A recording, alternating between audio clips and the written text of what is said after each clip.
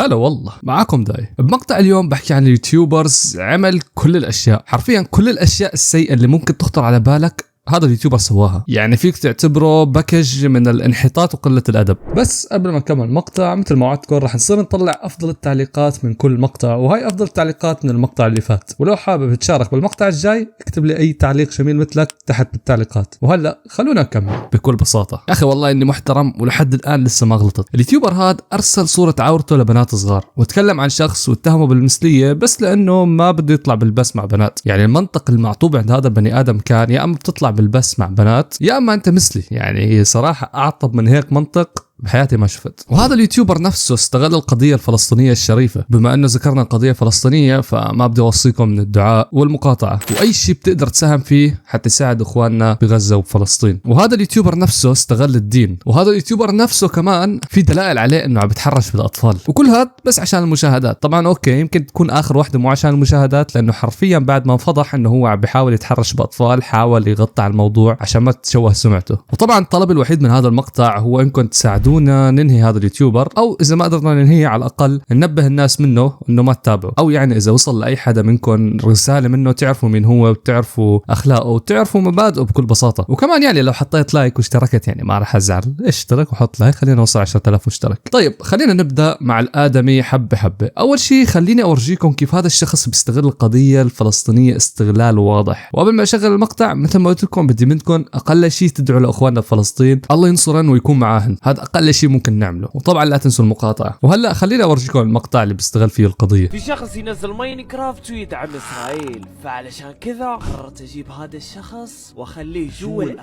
وهاي الآلة تطلق سهم واحد على كل اشتراك في القناة، وراح يكون عدد قلوب هذا الشخص 20,000 على قد عدد مشتركين اللي جاي يفتخر فيهم. وانت كل اللي عليك انك تضغط على زر الاشتراك وراح تكون دمجته. يلا الآن الكل يشترك وينشر علشان نمسح أثره. يا الله الكرنج، يا الله الكرنج والاستغلال الغبي. لا وشو قال لك الكرنج يا اخي. حرفيا انا متاكد انه في ناس رح تطلع وتدافع عنه، وفي ناس رح تيجي تحكي لي انه هو بهاي الطريقه عم بدعم القضيه الفلسطينيه، بس حرفيا انا اللي شايفه هذا استغلال واضح وبس، استغلال واضح للقضيه وبس عشان المشاهدات، ما له اي تفسير ثاني. يعني نفس اللي كان يجيك ايام الابتدائيه ويقول لك لو بتحب الله لعبني معك ولو بتحب الشيطان لا تلعبني. منطق اطفال غبي حرفيا. طيب هل بس هذا هو الشيء اللي سواه؟ استغل القضيه وبس؟ لا يا حبيبي، انا حاحكي لك الاشياء كلها بدايه المقطع. معقول انهي المقطع هون؟ لازم نفضح الادمي، لازم نطلع كل خبث وشر هذا الادمي بهذا المقطع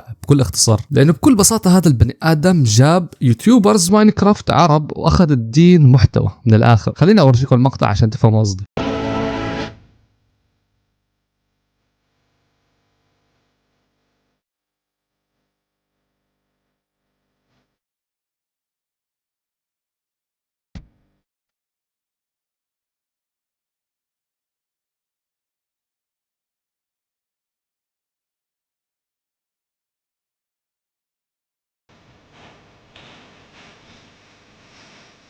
طبعا بس للتوضيح بهذا المقطع مثل ما شفتوا هدول اليوتيوبر ما هن اليوتيوبر حقيقيين، لا هو اخذ سكنات هدول اليوتيوبرز وطبقن على هذا المقطع. يعني اليوتيوبرز ما لنا اي علاقه بهذا الموضوع، ولكن هو حب انه يستغل يضرب عصفورين بحجر واحد. قال لك بستغل اليوتيوبرز وبستغل الدين وليتس جو. اغبى فكره شفتها باليوتيوب بحياتي حرفيا. حرفيا هاي اغبى فكره انه يجيك واحد يجيب لك والله دين ودين ويقارن بيناتهم ويقول لك اي واحد افضل. حبيبي بسكوته هي يعني ولا مطعم عم تقارن بيناتهم يا حبيبي؟ ايش في حرفيا؟ استغفر الله العظيم، بس الله يهديه يا رب. طيب هل المنحط انتهى هون؟ اكيد لا، حتى تحرش في دلائل واثباتات. خلونا نشوفه مع بعض. عندنا مثلا هون هاي المحادثه بينه وبين بنت دخل لعنده بالانستغرام وهو اللي كتب لها، والواضح انه ما كانت كثير بتعرفه البنت. طبعا بتبدا المحادثه بسنجل وهو عم بحكي لها اوقع لك، فردت عليه البنت قالت له مين انت اصلا؟ اجى هون الاخ عصب وقال لك اصلا انا سنجل؟ معقول يعني معقول في حدا ما بيعرف سنجل؟ فبعثت له ما اعرفك يعني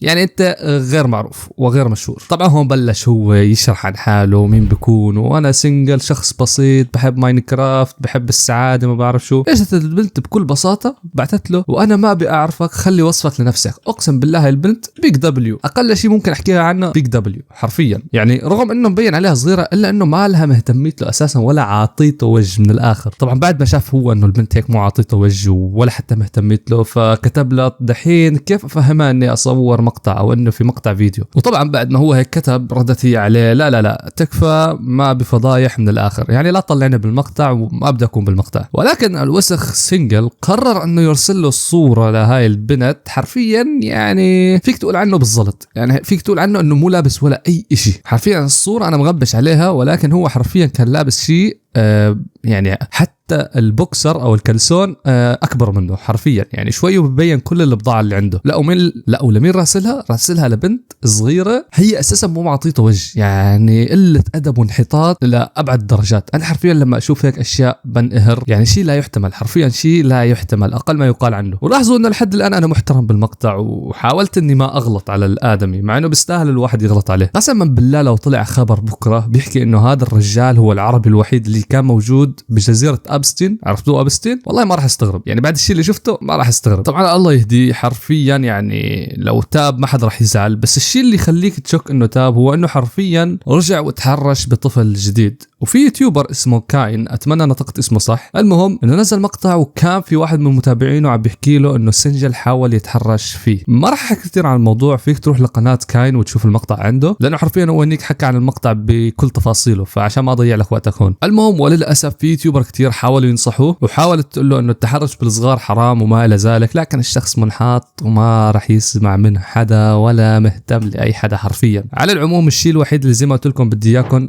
اما تساعدونا انه نوقف هذا الشخص، والطريقه كتير بسيطه، هو انك تدخل على قناته وتبلغ عليها او تعمل له بلوك. وما في داعي لا تسبه ولا تكتب له اي كومنت، لانه حرفيا لو كتبت له كومنت هذا الشيء راح يزيد من مشاهدات المقاطع اللي عنده وراح يزيد من شهرته. فيعني اعطيه ابلاغ او اعطيه بلوك وبس، هون انت بتكون قضيت على هذا الادمي، حرفيا نهيت مسيرته. والله يهديه يا رب ويهدينا جميعا، وان شاء الله ما نشوف هيك قصص تانية مره تانية على اليوتيوب، لانه حرفيا ممكن تفكروا انه انا بنزل عن الموضوع لانه حابب الموضوع ولانه الموضوع راح يجيب لي مشاهدات، وصراحه في شيء من هذا القبيل، يعني اوكي ممكن اني انا بنزل عنه لانه بجيبوا مشاهدات، ولكن بنفس الوقت انا حرفيا بزعل وبتضايق لما اسمع هيك قصص. يعني ما في حدا بيفرح لما يسمع هيك قصه، حتى لو كان على حساب مقاطع اليوتيوب والمشاهدات. على العموم هون بنكون وصلنا معكم لنهايه المقطع، بتمنى تنزل تحت تكتب لي كومنت جميل مثلك وتحط لايك، خلي المقطع ينتشر بكل مكان. ولو عجبك المقطع شاركه مع اخواتك بالواتساب بالفيسبوك وين ما بدك. وبس والله كان معكم داي،